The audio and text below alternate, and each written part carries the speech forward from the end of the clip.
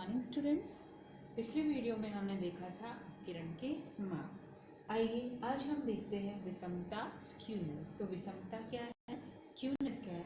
देखिए central tendency की जो मेजर्स है, केंद्रीय प्रवृत्ति की जो माप है, उनसे तो हमें केवल यही पता चलता है कि केंद्रीय प्रवृत्ति के माप कौन से हैं, और अपकिरण से हमें ये पता चलता है कि जो मूल्य है उनका बिखराव कितना है, जो श्रेणी है, जो सीरीज है, उसकी रेंज कितनी है। अब श्रेणी की प्रकृति क्या है उससे जानने के लिए किसका प्रयोग करेंगे हम, विषमता का। कोई श्रेणी विषम है या नहीं है कैसे पता चलेगा। तो देखिए अगर x बार आपका समांतर माध्य, मध्यका और बहुलक अगर तीनों समान है तब तो ये कहा जाएगा कि उस श्रेणी में विषमता है, मतलब उसमें विषमता का अभाव है, वो श्रेणी क्या है, सममित है, नॉर्मल डिस्ट्रीब्यूशन है।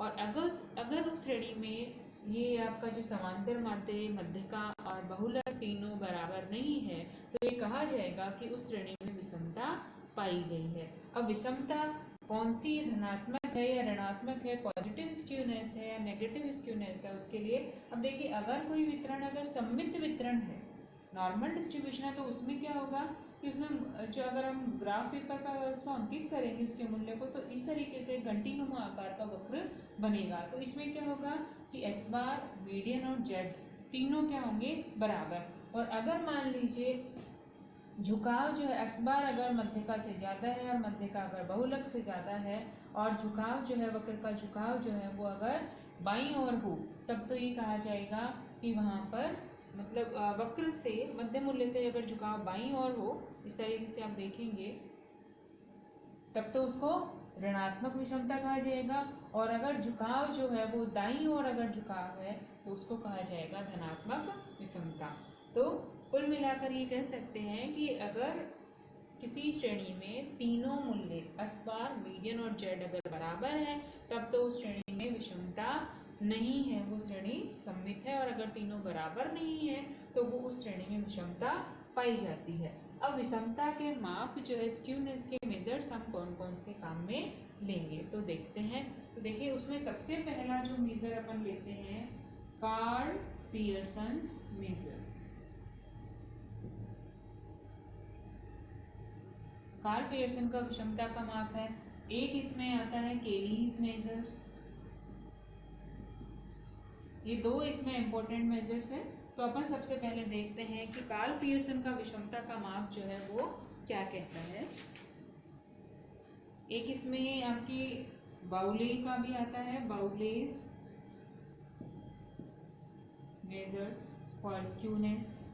तो विषमता के माप के लिए मेनली जो है वो तीन मेथड काम में लेते हैं, कार्ल पियर्सन का विषमता का माप, केली का विषमता का माप और बाउले का विषमता का माप। तो सबसे पहले हम ये देखते हैं कि कार्ल पियर्सन का विषमता का जो माप है वो क्या है। तो जो कार्ल पियर्सन मेजर है, measure of skewness as per Karl Pearson, तो इसमें तो क्या कहा गया है कि स्क्यूनेस कब है, स्क्यूनेस के लिए यहाँ फॉर्मूला काम में लिया जाएगा कार्ल पियर्सन के मेथड में, skewness equal to x bar minus Z या फिर X bar minus M. X bar क्या है यहाँ पर अरिथमेटिक मीन, जेड है मोड बहुलक, और एम क्या है यहाँ पर मीडियन। या फिर इस तरीके से भी काम में ले सकते हैं एम माइनस जेड। तो इससे क्या निकल जाएगी, स्क्यूनेस। और अगर हमें कार्ल पियर्सन का विषमता गुणांक लेना है, स्क्यूनेस कोएफिशिएंट लेना है, विषमता गुणांक, तो इसका यहाँ इसको डिनोट किया जाता है जे से, और इसका फॉर्मूला है एक्स बार माइनस जेड या फिर X bar minus M upon standard deviation. कोई भी मेथड आप काम में ले सकते हैं। अगर आपके जो प्रश्न दिया हुआ है, जो सीरीज है, उसमें अगर बहुलक का मूल्य स्पष्ट है, मोड का मूल्य अगर है, तब तो आप X bar minus Z upon standard deviation ले सकते हैं। और अगर मोड का मूल्य स्पष्ट नहीं है तो फिर आप मीडियन का वैल्यू काम में लेकर प्रश्न को हल कर सकते हैं। स्टैंडर्ड डेविएशन कैसे निकालना है वो हमने पिछले वीडियोस में देख चुके हैं। एक्स बार जेड मीडियन जो है वो कैसे निकालने हैं वो भी हम ऑलरेडी देख चुके हैं। तो इस फॉर्मूले से आप क्या निकाल लेंगे, स्क्यूनेस कार्ल पियर्सन के अकॉर्डिंग। अब एक क्वेश्चन देखते हैं, अपन क्वेश्चन लेते हैं किस तरीके से जो है वो कैलकुलेशन की जाएगी। तो एक प्रश्न आपको दिया हुआ है इस तरीके से, सीरियल नंबर और मार्क्स। सीरियल नंबर आपको दे रखे हैं 1 से लेकर 9 तक, 1 2 3 4 5 6 7 8 और 9। और मार्क्स जो है वो हमें इस तरीके से दे रखे हैं आउट ऑफ 100 में से, आउट ऑफ 100 में से मार्क्स दिए हुए हैं 10 15 0 75 55 30 45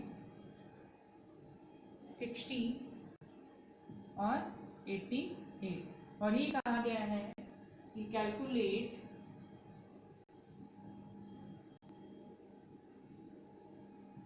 कार्ल पियर्सन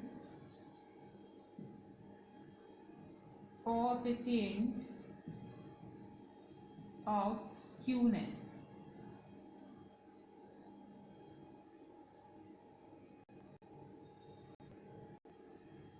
कार्ल पियर्सन की विषमता गुणांक जो है वो ज्ञात कीजिए इस प्रश्न से।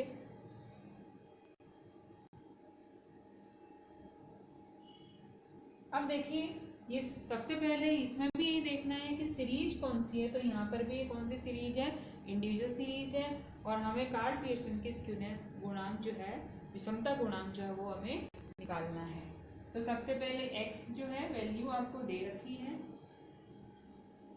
x हमें दे रखा है 10। अब सीरियल नंबर भी हम काम में ले सकते हैं। देखिए यहाँ पर बहुलक कौन सा होगा, कुछ सभी वैल्यूज जो है एक बार ही आए हुए हैं, तो बहुलक का मूल्य यहाँ पर स्पष्ट नहीं है, क्योंकि स्क्यूनेस के लिए हमने अभी हमने फॉर्मूले लिखे थे, skewness is equal to x bar minus Z या फिर एक्स बार माइनस एम। तो यहाँ जेड का मूल्य तो स्पष्ट नहीं है, क्योंकि कोई भी मूल्य जो है वो रिपीट नहीं हो रहा। तो बहुलक कौन सा है, तो बहुलक का मूल्य स्पष्ट नहीं है। तो यहाँ पर हम फिर क्या करेंगे, मीडियन निकालेंगे। तो मीडियन के लिए हमें क्या करना पड़ेगा, इन सब वैल्यूज को पहले क्या करना पड़ेगा, हमें असेंडिंग ऑर्डर में अरेंज करना पड़ेगा। तो यहाँ पे सीरियल नंबर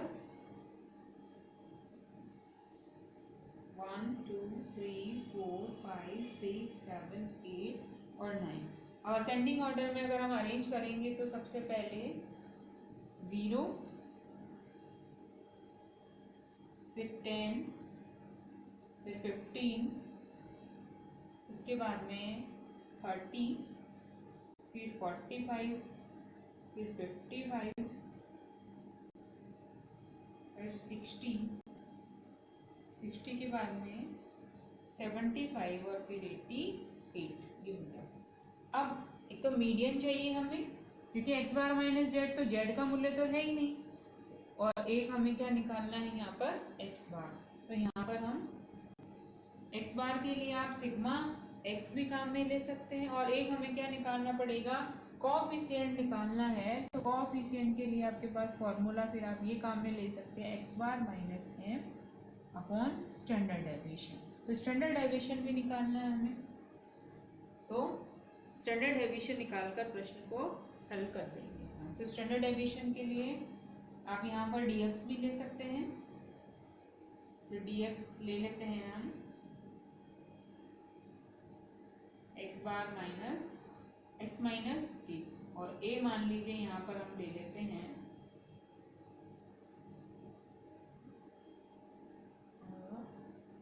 45 ले लेते हैं a यहाँ पर। फिर एक कॉलम हो जाएगा dx स्क्वायर का। तो 45 यहाँ पर हमने a ले लिया, तो 0 माइनस 45 तो माइनस 40, 10 माइनस 45 तो माइनस के 30, इसमें माइनस के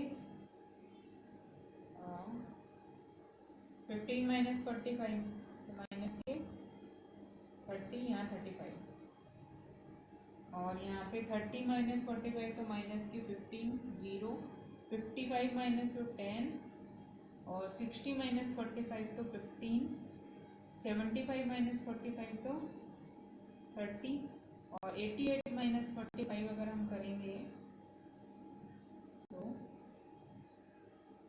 43। ये आपका dx आ गया।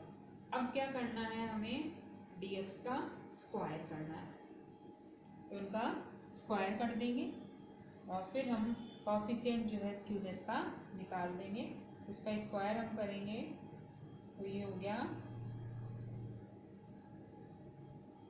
1600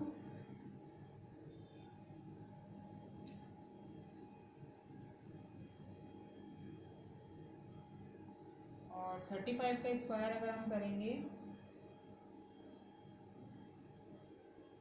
ये 900, ये 15 का स्क्वायर किया तो 225, 0, 10 का स्क्वायर 100, 225, 900 और 43 का स्क्वायर हम करेंगे तो यहाँ पर अगर हम स्क्वायर करते हैं 35 का तो ये आएगा आपका 1225 और स्क्वायर करेंगे तो सॉरी यहाँ ये जो है साइन ये हट जाएंगे और 43 का स्क्वायर अगर हम करते हैं तो ये हमारी वैल्यू आएगी 1849, 1849। ठीक है। अब हमें तीन चीजें निकालनी है, एक्स बार, मीडियन और स्टैंडर्ड डेविएशन। एक्स बार के लिए आप सिग्मा एक्स भी कर सकते हो, सिग्मा एक्स अपॉन एन। तो सिग्मा एक्स कितना होगा, इनका अगर हम टोटल करेंगे तो ये आ गया हमारा 378। तो तीन चीजें चाहिए, एक्स बार, तो ये तो हो गया सिग्मा एक्स अपॉन एन। तो सिग्मा एक्स है 378 और एन कितना है 9। तो एक्स बार जो है 378 अपॉन 9 हम करेंगे